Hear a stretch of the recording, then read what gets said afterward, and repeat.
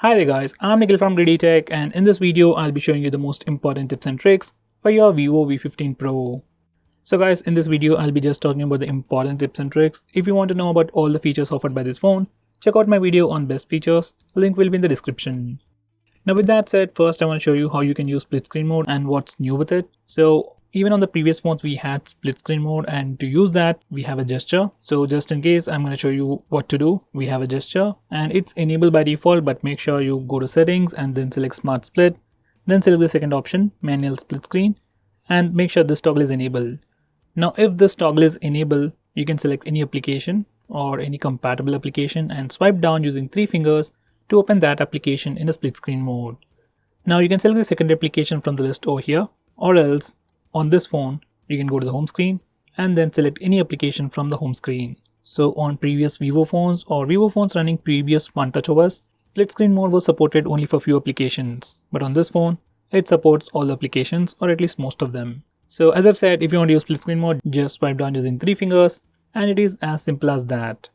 Now the most highlighting feature of this phone is definitely the always on display. So if you want to turn it on, you need to go to settings, then select lock screen settings, then select always on display. Now always on display is turned off by default, but from here you can enable it and you can also configure it for better results. Like always on display works from this time to this time, that's during the daytime, and you can also change the clock type, that's the style in which the time is displayed. Personally I like the default one.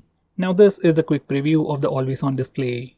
Next I'm going to show you how you can change this fingerprint animation. So this is the default one, and if you want to change the fingerprint animation, you need to go to settings, then select fingerprint face and password, then select fingerprint, enter your password, and now select animation styles. So these are all the animations and this one looks pretty cool. This is a quick preview. You can also change it to something like this and so on. I've just applied that. Now here's a quick preview. There you go. Now this is how the camera sounds when I try to unlock the phone.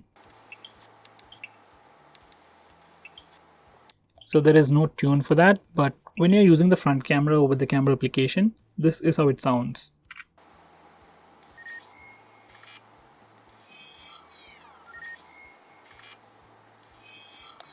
So if you want to change this camera pop-up sound, you need to go to settings, then select sound and vibration, scroll down a bit and select camera pop-up sound.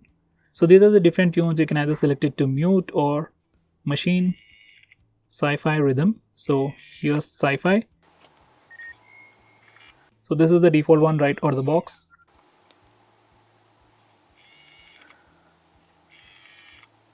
So here's sci-fi.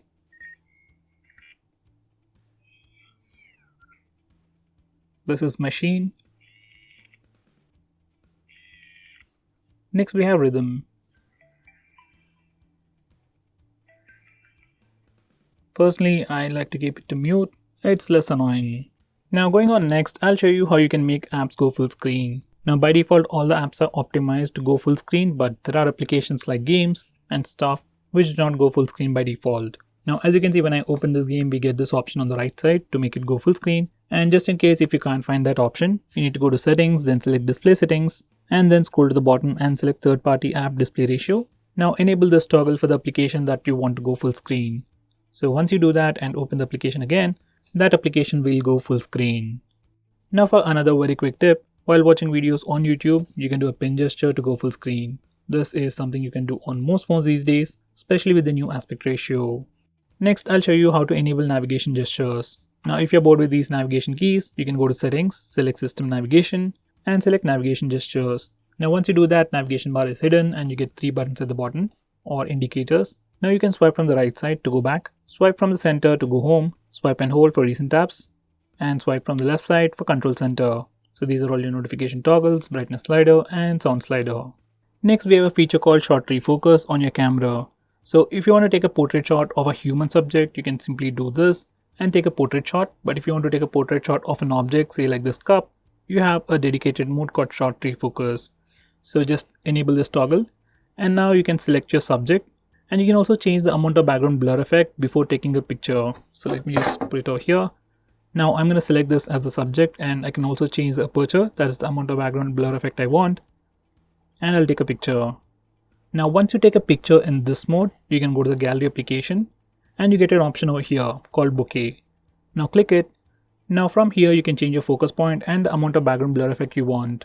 So I can select the bottle as the focus point and then reduce the blur effect or increase it once again. So this is something you should definitely try with objects. Next we have some camera shortcuts and gestures. So to enable them, go to settings over here and enable the first one, that's touch. And once you do that, you can touch the preview window to take a picture. Next we have voice. So once you enable it, you can say cheese to take a picture. Next we have palm gesture, which works really well while taking selfies.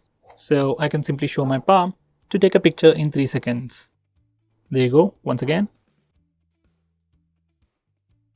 So that's the palm gesture. Now going on next, this phone comes with a dedicated button on the left side and it's called Smart Button. And you can configure it from settings. So to configure it, go to settings, then select Jovi and then select Smart Button. Now from here you can change settings for single click, double click and long press. So these are the default settings. You can do a single click for Google Assistant. How's the weather? It works really well. Next we have double click, which simply tries to read what's on your screen and give you some search results. So I'm going to do a double tap now. So that's image recognition and results are always pretty bad. It's probably in beta. You can always search it to Google Assistant visual snapshot. So I can do that again and we get better results. Finally, we have long press. Once again, you can touch and hold or press and hold the button to trigger Google Assistant. Now, if you don't like these settings or if you want to completely disable them, you can do it from here. Now going on next, this phone also supports Face Unlock feature and here's a quick preview. As you can see, it is insanely fast. Now if you want to use Face Unlock feature, there are things that you need to do. So first go to settings, then select fingerprint, face and password, then select face, enter your password. Now if you want to use Face Unlock right out of the box, like whenever you press the power button or when the display wakes up, you want the Face Unlock to work, make sure you go to face settings and select this option. And once you do that, every time your display lights up, camera pops up, sees your face and unlocks the phone. Or else if you want to use Face Unlock only when you see the lock screen, like this. Now when I try to unlock the phone, I see the lock screen. And now if I want to use, I can use the fingerprint scanner. And if I don't want to use the fingerprint scanner, I can swipe up and then Face Unlock works. So if you want to configure your phone in this way, then go to settings, face settings and select the second option. By the way guys, if you lock applications, like in this case I have locked Amazon application, and if you want to use Face Unlock to unlock this locked application, this is what you need to do. Go to settings, then select security, then select fingerprint, face, password, then select face, enter your password and make sure you enable this particular toggle. Now once you do that, you can use Face Unlock to unlock locked applications. So let me try to show you with Amazon. So when I open Amazon, front camera pops up, tries to see my face and immediately unlock the application. So if you lock applications, using it along with Face Unlock really helps. Now going on next, if you want to record calls automatically on your phone, this is what you need to do. Go to settings, scroll to the bottom, select system app settings, now select phone, then select record settings, now select record all calls automatically. Once you do that, all the calls will be recorded automatically on your phone. Now going on next, if you want to change your default browser, default launcher or default messaging application, this is what you need to do.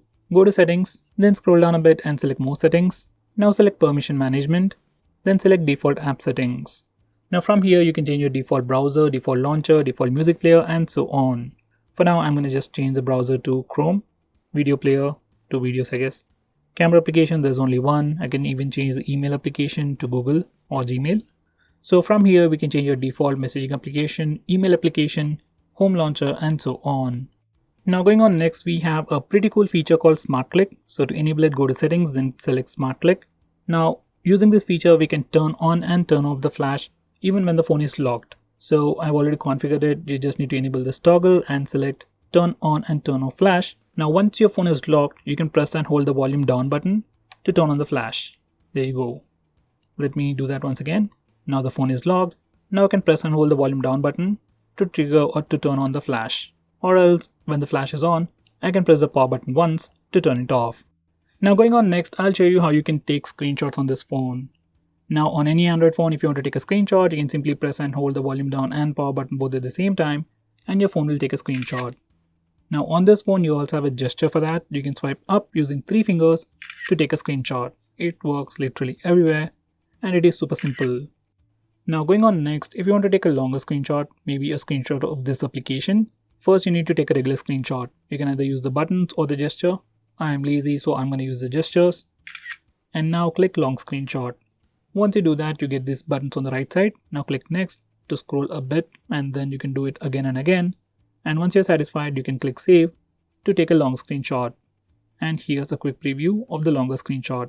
You can find that picture in the gallery. Now going on next, if you want to do a bit more with your screenshots, maybe doodle them, or if you want to even record your screen, this phone has a feature called Super Screenshot. To access it, swipe on the button and select S Capture. Now once you do that, we get all these options. Just give them a try. Here's a quick preview. So there you go, that's a doodle. You can take a screenshot of that portion of the screen as well. There you go. Now going on next, this phone has an awesome feature called Super Saver mode, which improves your standby time a lot. So to enable it, you can go to the notification toggle, swipe to the left side and enable Super Saver. Now once you enable this mode, you will be given access to only 4 applications. That's your clock, contacts, messages and phone dialer. And besides that, you can't do anything else on your phone. You can't even take pictures. So if you use your phone in this mode, you will have drastically better battery life. Let's say you have just 5% of battery, and if you want to use your phone, let's say you have just 5% of battery and you don't want your phone to die for maybe 1 or 2 hours, you can enable this mode and your phone will stay much longer. Now for some very quick tips, go to settings and then select status bar and notification.